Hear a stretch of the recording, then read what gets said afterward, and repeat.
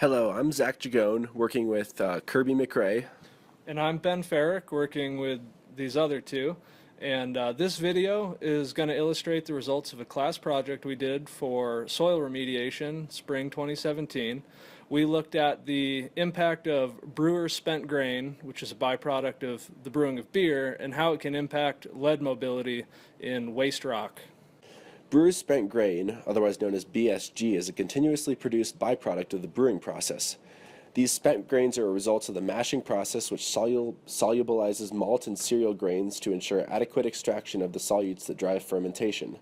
This process occurs on the largest scale in the production of beer, which is the fifth most consumed beverage in the world. Really, we're looking at waste rock and how to remediate it.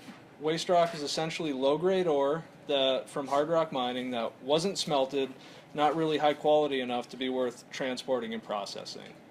Across the state of Montana, there are 300 mine and mill sites identified as priority areas of concern by the Montana DEQ.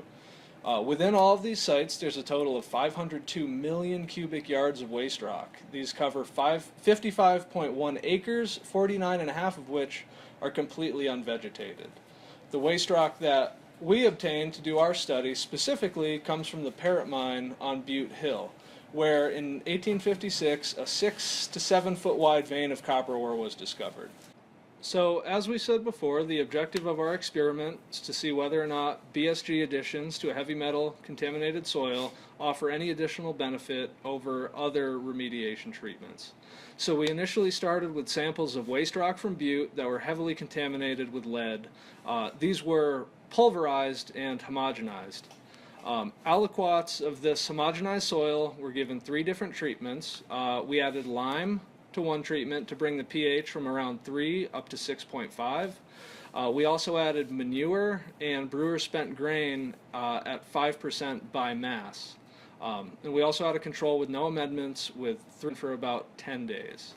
For our analysis, we removed 3 1-gram samples from each tube, gave us a total of 36 samples. These were combined each with 20 milliliters of tapped deionized water and put on the shaker table for 1 hour. They were then left to settle overnight, and 10 milliliters of the extract was removed from the top and placed into a 15 milliliter Falcon tube. These samples were then run on an atomic absorption spectrometer to determine quantities of lead in the extract. So here's what we got for hard data and results in our experiment. This plot you're seeing here is a basic scatter plot of our data, broken down by treatment. The control is the group of points on the left, and the brewer's spent grain treatment is the group of points on the right. And here you can already see an obvious separation between the 2 treatments. So what we saw was substantial microbial growth in the manure and the lime treatments, which make us think they may fare better as soil amendments for heavy metal remediation. Thanks for sitting and watching our video. If anybody out there on the internet has any questions about what we've done, would like to know more, you can get in touch with us at these email addresses you should be seeing on your screen. Thanks a lot.